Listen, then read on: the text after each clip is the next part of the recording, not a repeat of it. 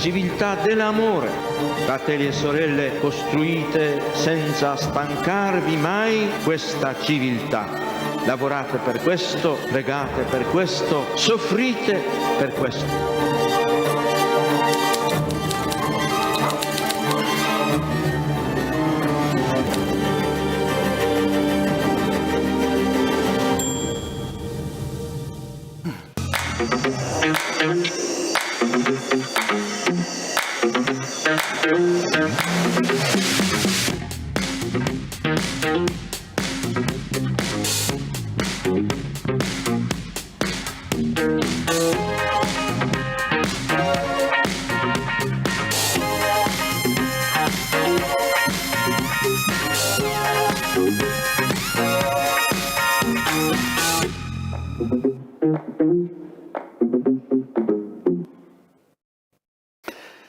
Allora, buongiorno. Hello, everybody. We're all here together for this conference, the title of which is The Risk of Education, the Adventure of Civic Education. And we're doing this conference in the context of the Festival of Educational Innovation. And the festival will happen between the 2nd and 4th of September in Valdobbiadene. This festival, we have tried to do something new in the sense of giving a voice to schools, giving a voice to those who can't afford to wait for reforms. And we have protagonists from the world of school to talk about the topic of civic education here today. I am sure that schools form a sort of civilization, a civis, a citizenship. It's a community within a city.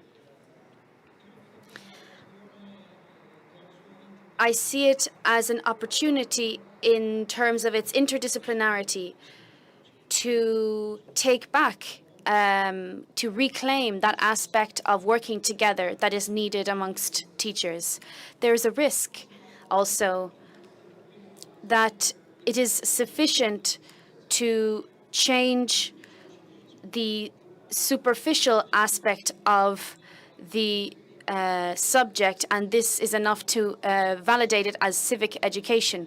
But we will see how this discipline actually applies and has to do with something very specific. The classroom is a city, it's a town, where each student experiences citizenship. Myself and many others here, we remember our school days, and we had the people that we saw as our own, the people that we were happy to see in the morning, then the people who were quite neutral to us, maybe we don't really even remember their names, and then we also had those that we didn't like that much. Just like in a city, we have to deal with many different types of people we don't like, people we do like. And it's interesting. This isn't an experiment. It's truly a city within a society in which the students start to experience citizenship for the first time. In terms of civic education specifically, I'd just like to bring my personal experience as a writer, because this year I met thousands of students, and we spoke about civic education from a narrative point of view.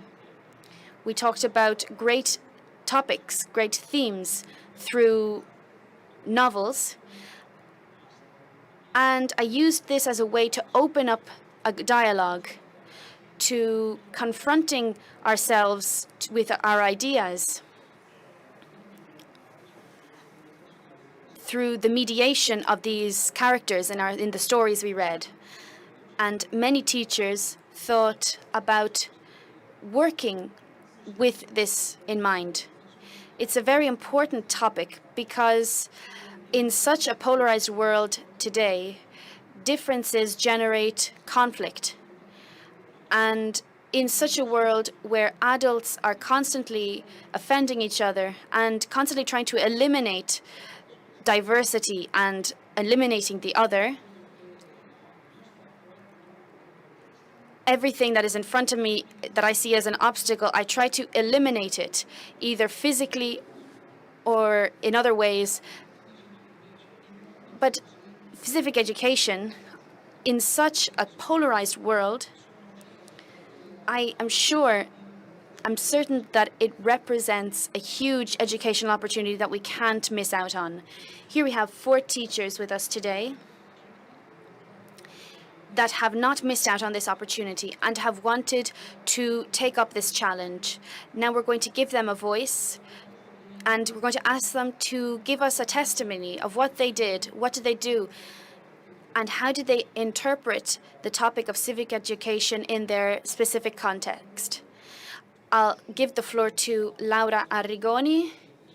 She is from the Ausiliatrice Institute in Lecco. She puts students at the center of her classes in an attempt to focus on entrepreneurism. Corsi rivolti a docenti e con molti altri. She's one of the top 10 teachers in Europe. I'm going to ask each teacher to give a title to each subject, to each of their speeches. And her title is Entrepreneurship and Generativity. I'm going to read a quote of Pope Francis from Laudato Si, the encyclical. Our children have grown in a context of great well-being, and they have for this reason, we also have begun this challenge. We decided, along with the teachers of my school, to think of a way to help the children to understand what is the context in which they find themselves and not to be overwhelmed by and conditioned by this context. Pope Francis also says in Christus Vivit, he invites students, to not be like Ulysses and listen to the mermaids who tempt him, but to take action and make true decisions which enable a culture of sharing. So this educational challenge that Pope Francis launched got us thinking and discussing. And what is the solution that or the song, so to speak, that we could teach them, our students, to help them face such a context? We found an approach which we will call civil economics. The first class, the discipline of the curriculum of civic economics was born. And we are not using terms, technical terms, but terms that are close to us and that have become the foundations of this journey. This journey encompasses everything that the tradition of economics in Italy has taught us, as Saint Benedict also confirmed in terms of his theory of work. The monastery, which becomes the place of the center of the economic center of a city. How do we carry this out, however? First of all, we need a common journey on the part of the teachers in terms of key concepts such as trust, mutual advantage, mutual help, and experience. We also need to show this in our actions to the students. Apart from this, we cannot talk about this in an abstract sense, but we need to live these ideals. So our objective is to help the students understand this in their daily life and make them go through experiences that can then be generative in this sense.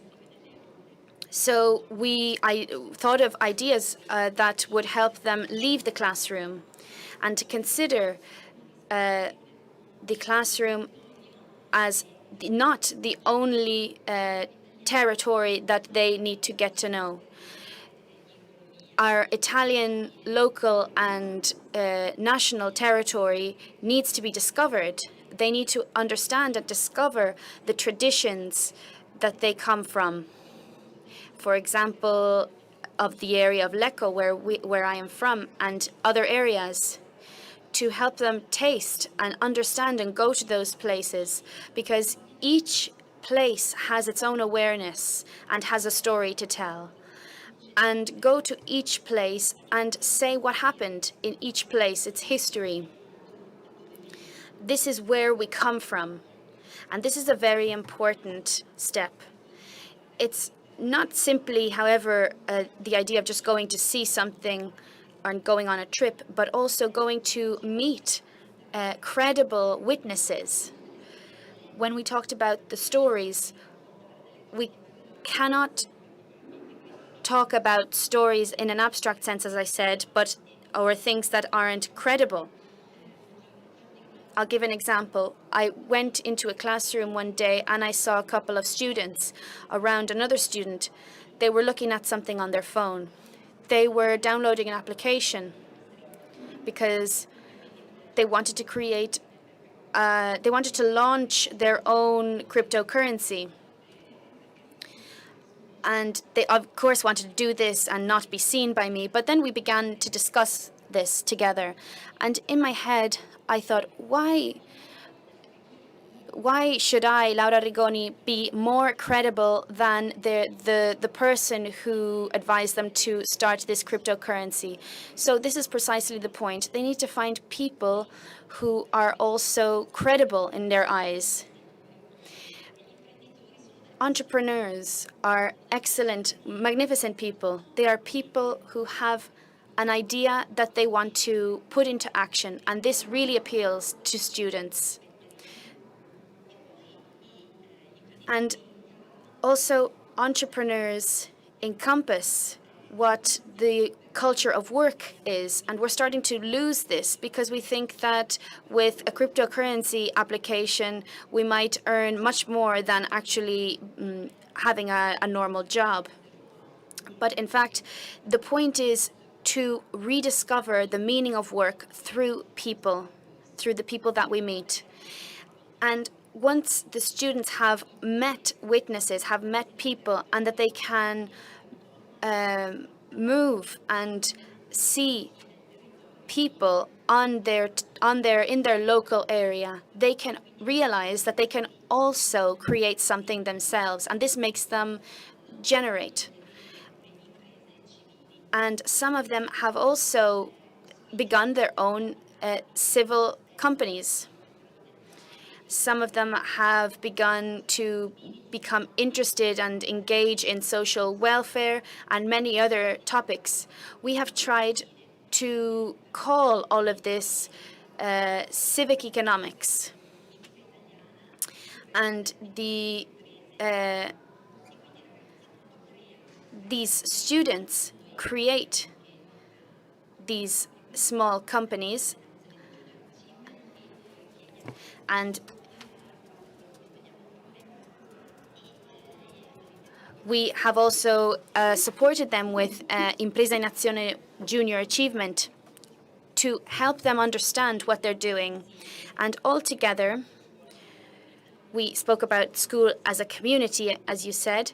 We try to put into play all the skills that they acquire from these experiences. This is not just a value for the company itself, but also a value for all the people, all the actors, we could say the students themselves, and all the local companies on their territory as well.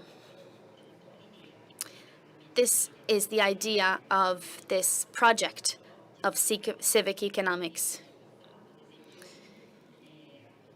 We saw a movie by Olivetti, and we went to Ivrea directly.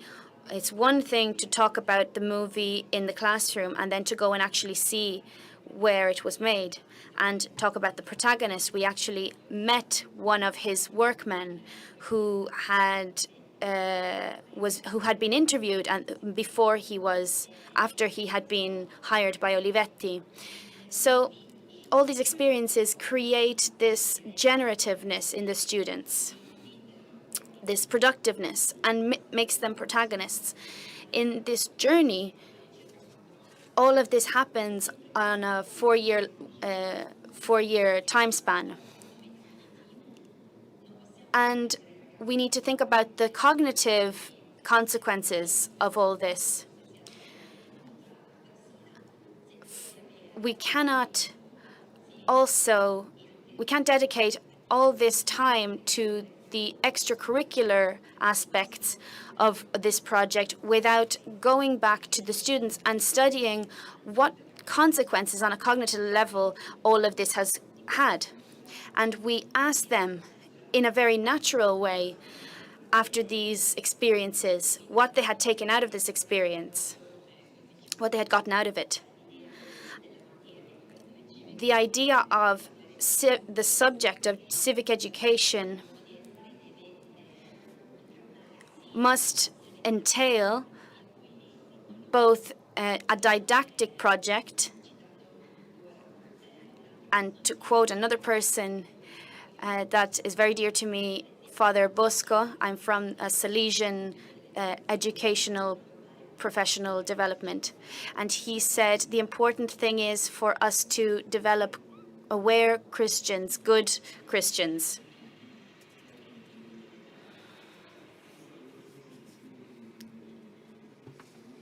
Grazie, Professore.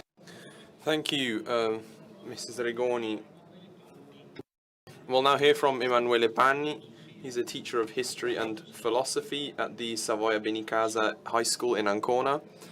He deals with citizenship, teaching of IT, with innovative methods like MLTV. He's an innovator. He teaches people by working with many different schools and other public and private bodies. The title he gave to his talk is Civic Education, Changing the Paradigms to Put the Sense of Being Together Back at the Center. Thank you, everyone. I've got to say, I must confess that when the law that introduced civic education was brought into action, my reactions, I thought many of you, probably many of my colleagues, was one of discomfort, because it was a difficult moment in those schools. It was very stressful. On the horizon, we'd had a particularly difficult year behind us, and so introducing new civic education, we were unsure how things would lead. We reflected that it was and is still a great opportunity to change school, to recenter it onto the reason for education, to start this new process of teaching.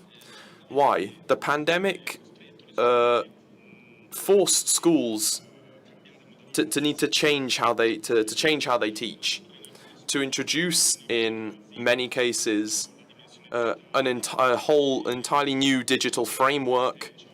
In many cases, this was produced by this emergency, and with all the the own limits, the own problems distance remote learning had, it was still a chance for renewal. It wasn't just a question of buying computers. It was innovating, finding new methods to do things, to keep learning active. Often this was a structured, thought-out process. Other times it was more done off the cuff, less well thought out. I think the introduction of civics education is a great opportunity to make this process of renewal well-structured, conscious, informed, and with the reasons for schooling at the centre.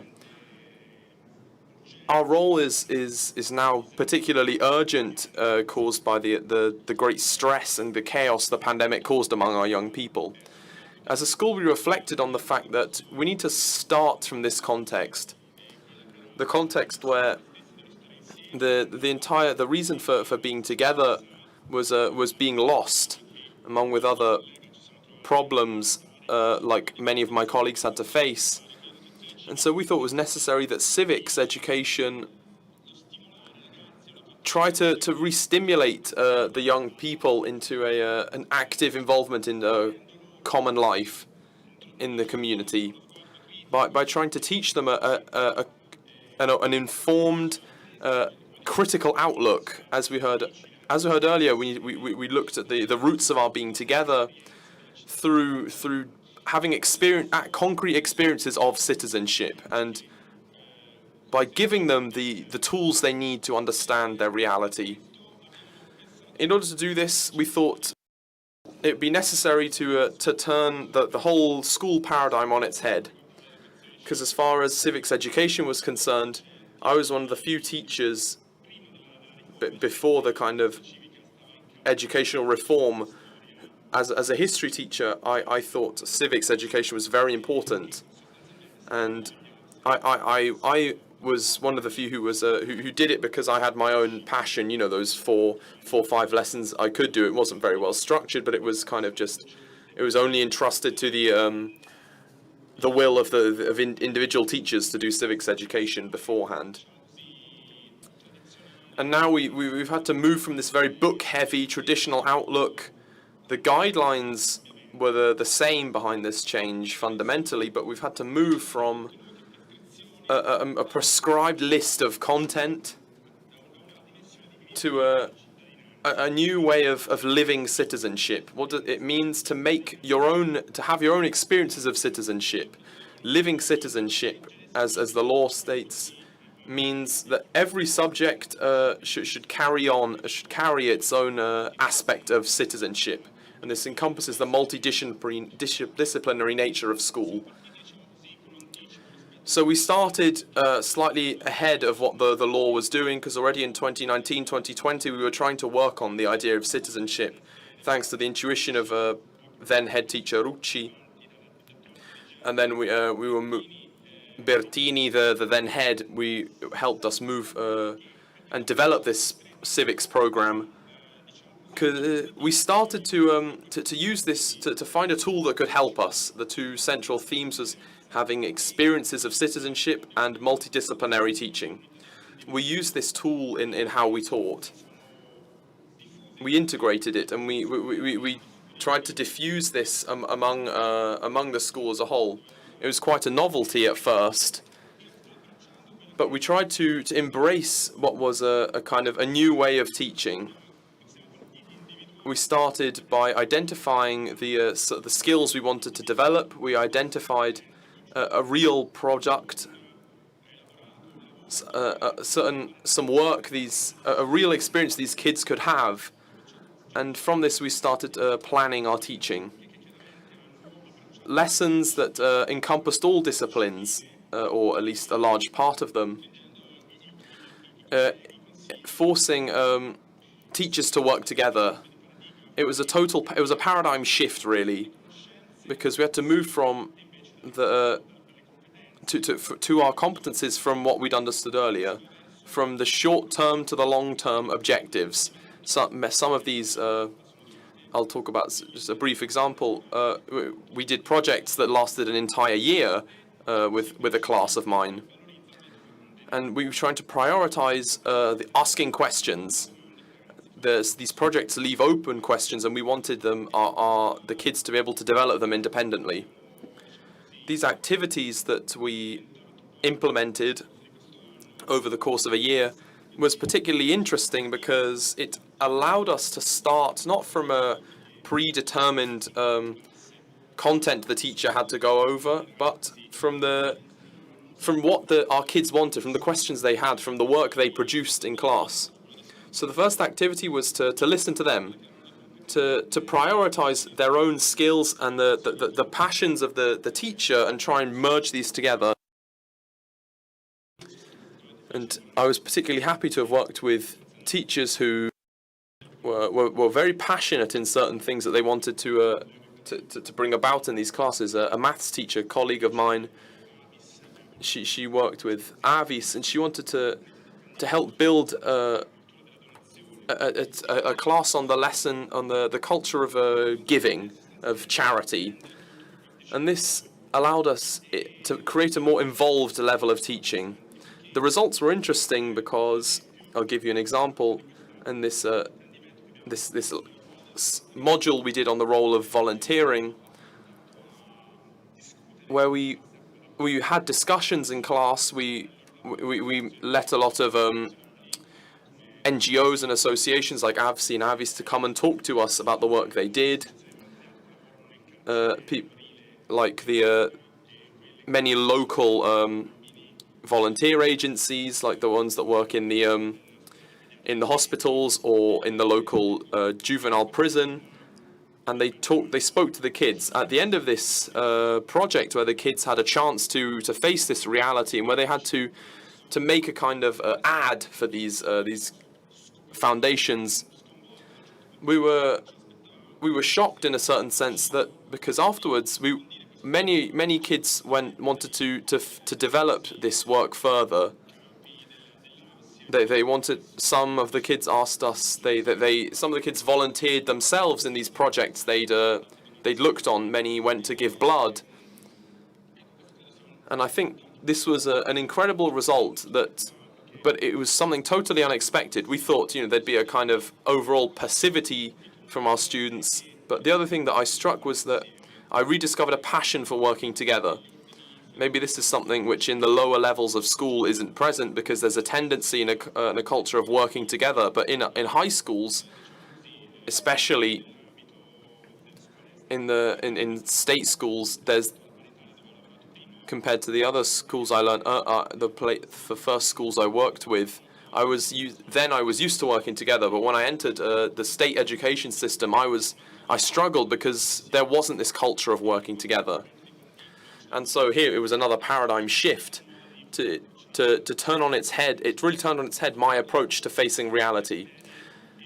We had to project together our own common project instead of dividing subjects between themselves. And this was an important experience we learned from this project, and that I shared with my colleagues. And we're trying to not lose this working together in the future of civics education. So briefly, we didn't fully complete what the role of civics education was. It was continued in other disciplines. I did my own role on my own module on volunteering, but I also taught about the Constitution, other things like this. And so from this kind of multidisciplinary outlook, this was the true kind of reward we got out of all this hard work. Grazie, Professor Panni. Thank you, Professor Panni. Gabriele Laffranchi, you're a teacher, philosophy and history teacher at the Candia Institute. You also taught at the Ca' Foscari University in Venice. And since 2020, you are the director of Cosmopolites, a free didactic project for civic education.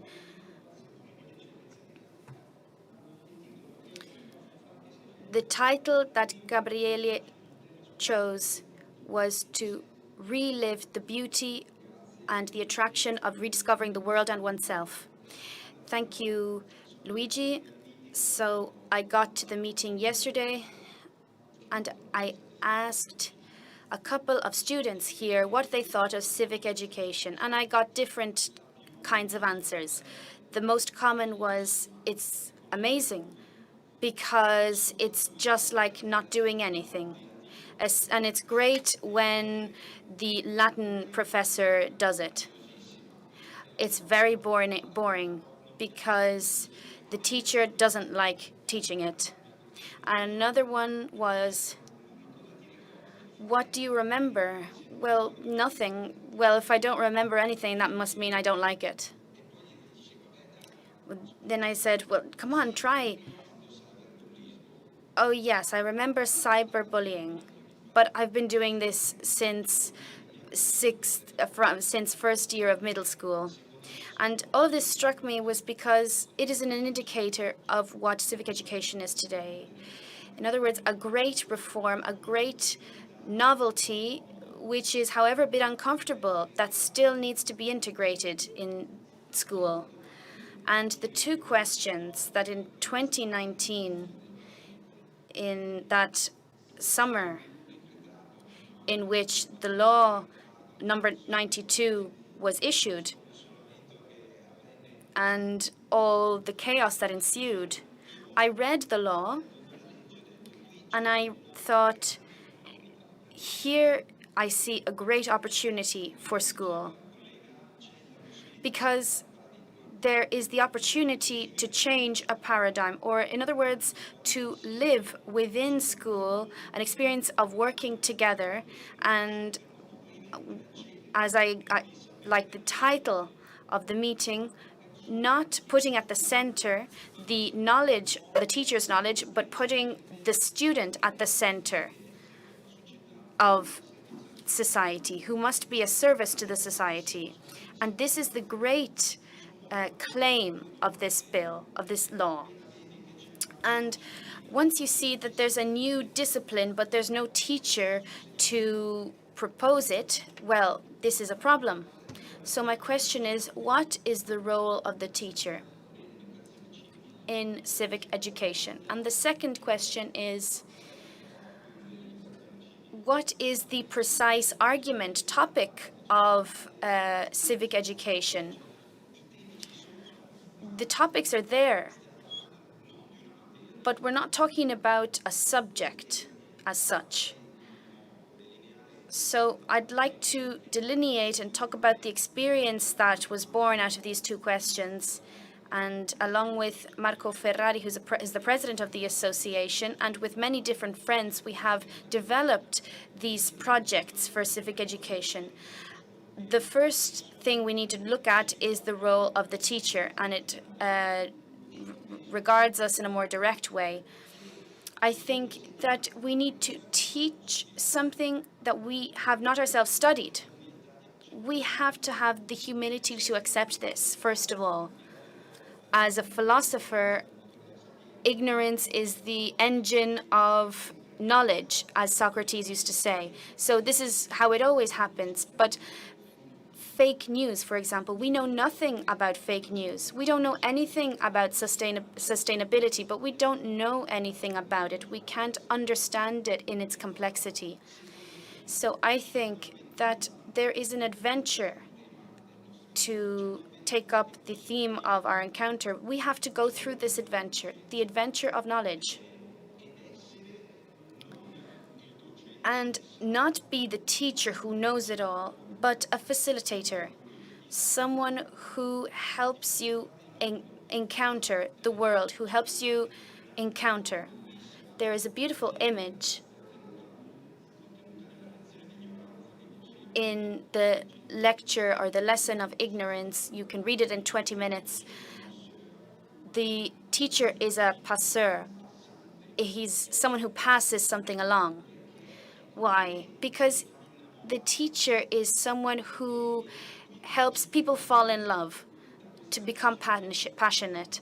The first point of this reflection is that it's an educational journey through and thanks to the voice of authoritative figures. We invited ministers, Cingolani, Cartabia, and commissioners and people from the European Commission. Battiston, for example, someone who's been in Afghanistan for 30 years, and he told us about Afghanistan. The first point is this: it is a journey to encounter, to meet people who are actually experiencing these themes, these topics.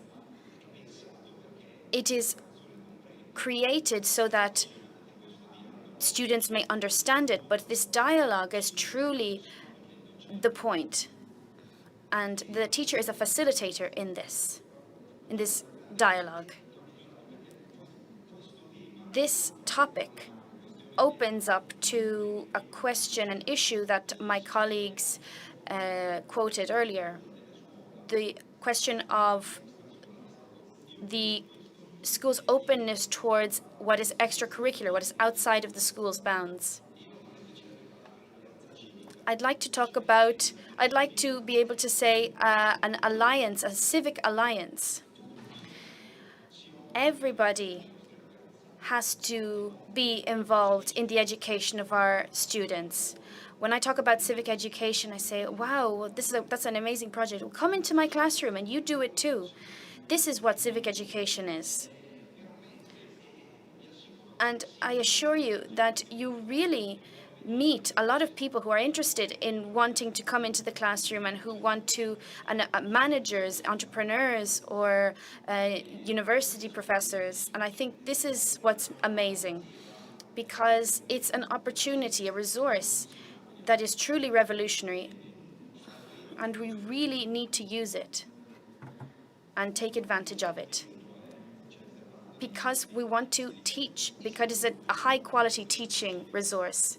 And the second point, we were saying that civic education puts our students at the center and not my knowledge. And this is fundamental in the sense that the student becomes the protagonist in the learning experience, is at the center of the learning experience. We know that it is not always so easy, because when I explain Kant, for example, the student actually is a protagonist when he's at home and he has to study for the oral test or the test.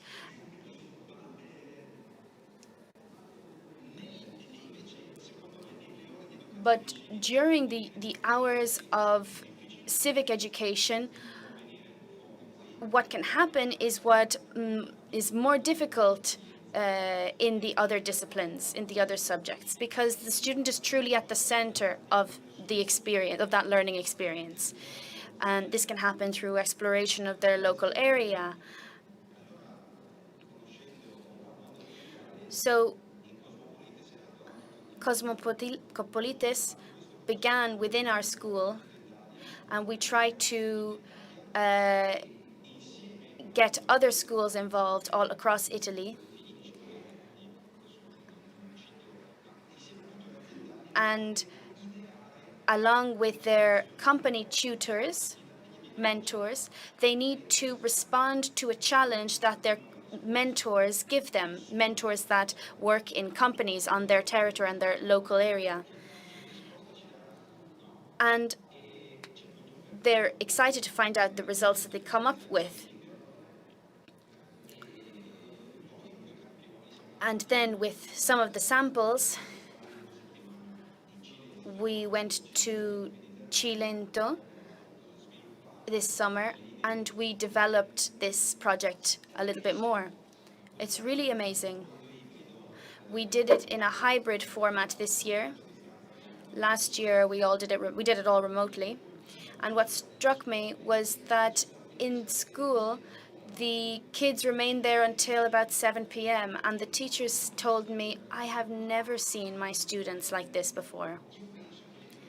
I think that civic education is a great opportunity to discover our students, which in other contexts, with other means, we wouldn't be able to see them. to discover something about them and the way their talents, what they have within them, because it wouldn't emerge. It's not that they don't have these talents, but sometimes they don't emerge in their school life. They don't come out. So I'd like to finish by saying that I think the adventure of civic education is a promise for ourselves to discover something that is really interesting, along with people who really know what they're talking about, and propose this to our students and live this experience with our students. Because in new ways, they may be enabled to discover themselves. And so Cosmopolites is a sort of an attempt to create these didactic projects whose objective is not to substitute our work as teachers, our job as teachers, but whose objective is to help the daily tasks that each of us has to carry out. Thank you.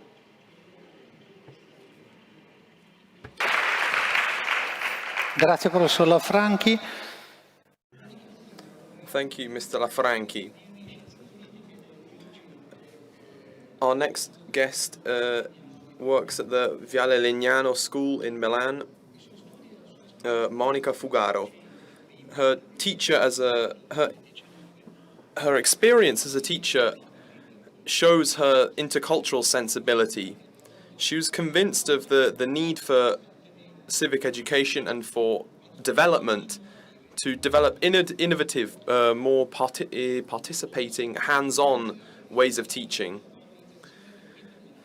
She values this middle management and a consideration of the school as a teaching community that involves all its stakeholders, including the local government and local business. The title she chose is A Discipline of No Discipline, the Teaching of Civics Education. Hello everyone, thank you for being here, because I see a very attentive audience here, and that's very dear to me. The title of the meeting, we start from this, A Passion for Man. It's a beautiful expression because it's the summary of the mission of a head teacher. And so I'm speaking as a head teacher myself. You've heard from teachers and my method of being a head teacher is one of passion. I pour in my own time, my heart into what I do, what I think all head teachers should do. And it gives me great pleasure to hear other teachers today. I've heard the word collaboration come up a lot, the word co-projection, things that characterize what I'm going to be saying with you today. As I said earlier, I'm a head teacher of a comprehensive school. The comprehensive school has a certain richness, and it's the richness of interprofessional exchange.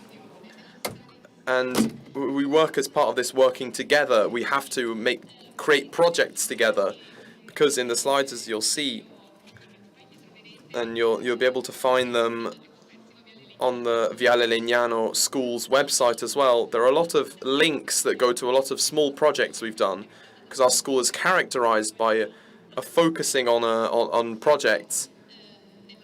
Just after the introduction, which refers to this new method of teaching, which is focused on systematic planning, focusing on our students, making each student a part of the teaching and the learning experience.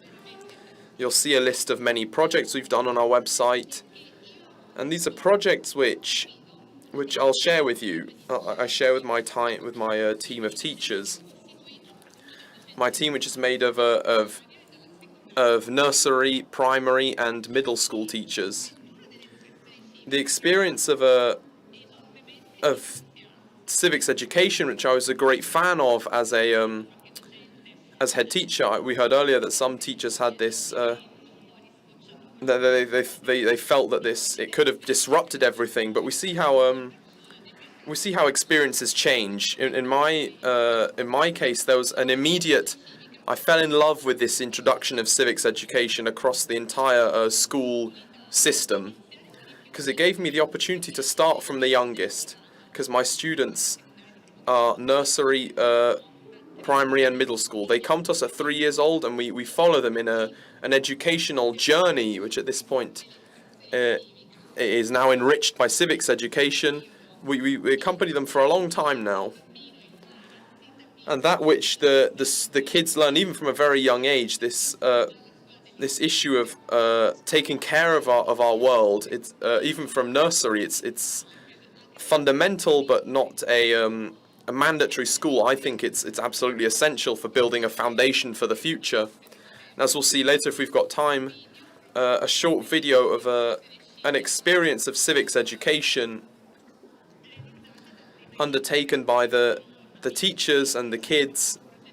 It's a project we worked on together, but it's an experience of community. You've heard from my colleagues earlier this kind of expression, that of community.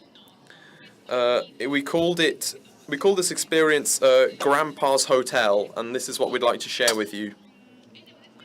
And it's an experience of service learning. What is service learning? It has these fundamental characteristics in the kind of the methodology it uses, and it's based in civics education, because it's totally about learning this service, which we would call basically community service, that we follow a strong system of values that follows how this teaching is carried out, and is centered on volunteering in the city, and which for us is very important. This was a project that we implemented, and we intended to bind with inter-community ties in the city we're based in, within a care home that hosts these grandparents in nearby towns as well as ours. And so we sent our 5-year-olds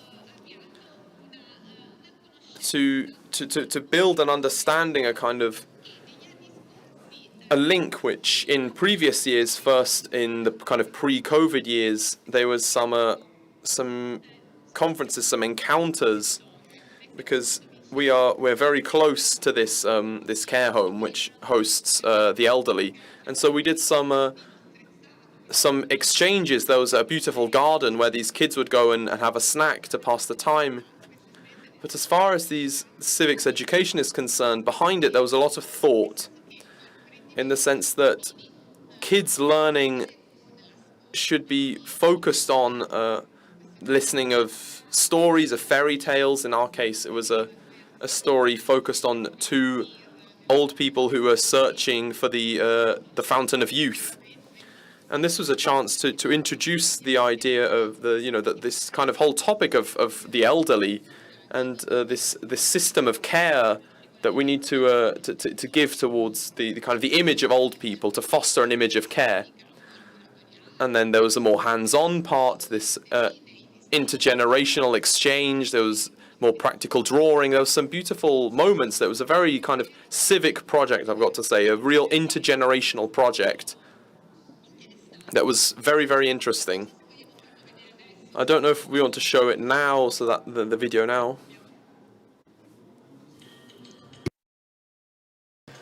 Protagonists aware of an active citizenship, students at the center.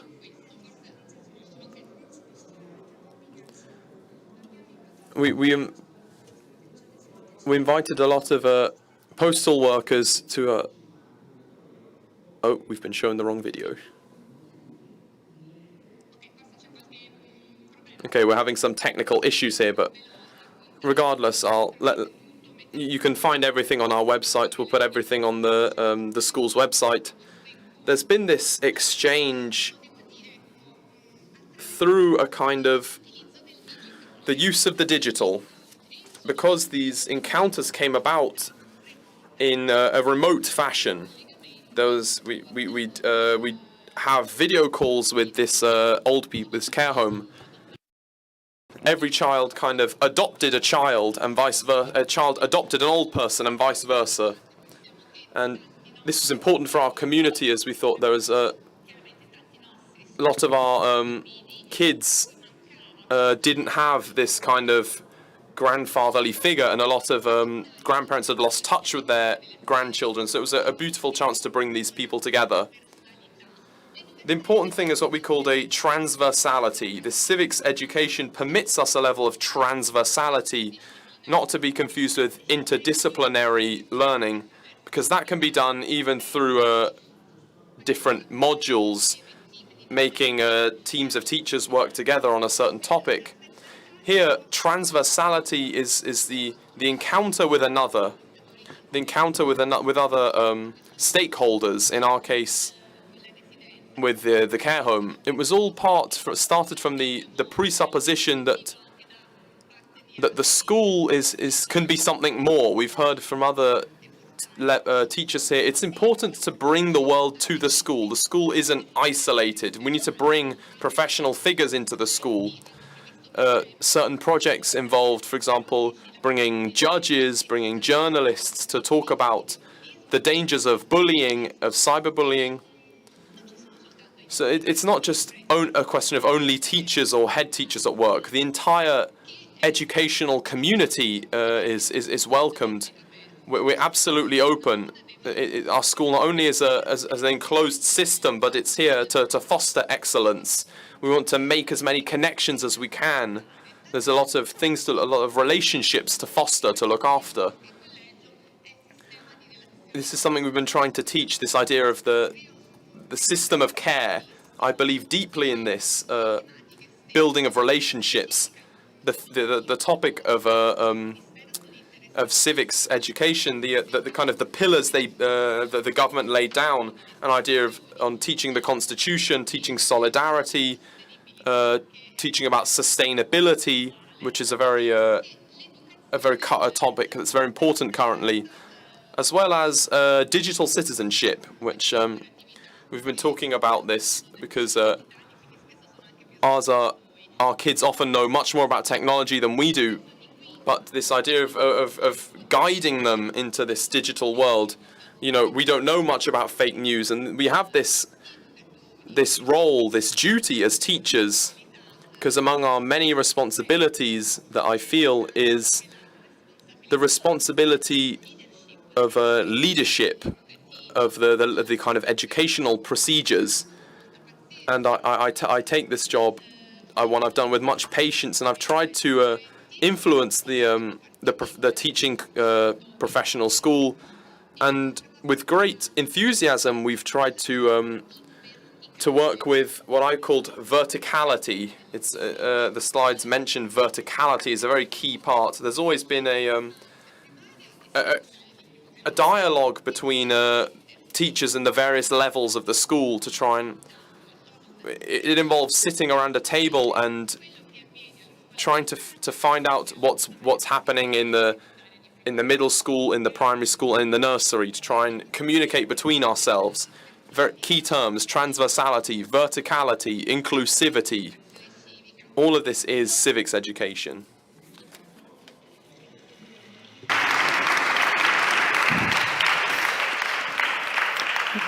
Grazie, Thank you, Professor Fugaro, for describing your experience. So I started this conference and I had in mind the question, the issue of interdisciplinarity, work, teacher cooperation.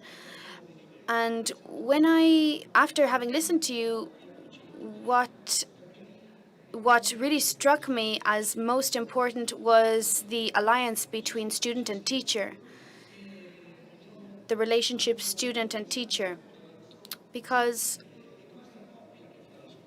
it is this relationship which constitutes the school experience. It is the teacher that becomes a student and the student becomes a teacher. To really have a true school experience, within the relationship of student and teacher, everything must happen. Sometimes we think that it is the student himself which becomes a teacher.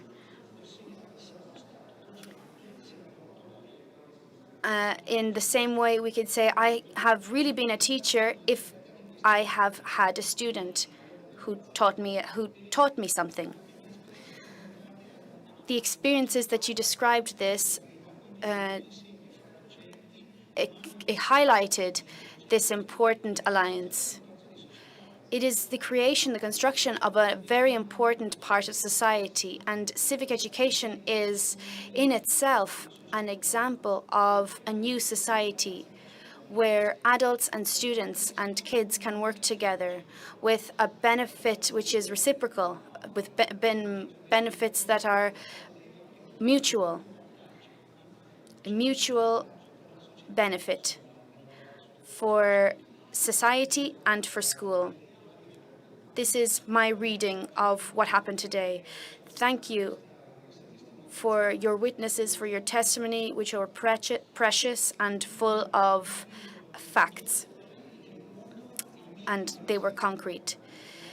And each one of us can contribute to prolong this great history.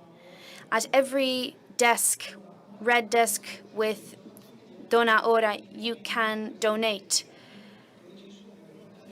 with the volunteers with the red t-shirts. This year, the Meeting Foundation is a third sector foundation, so you can reclaim tax.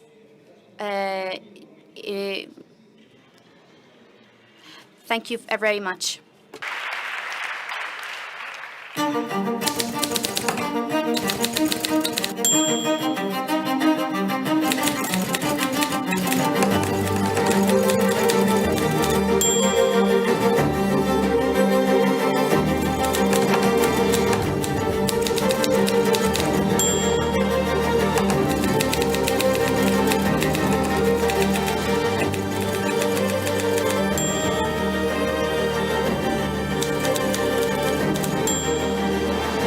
Civiltà dell'amore, fratelli e sorelle, costruite senza stancarvi mai questa civiltà.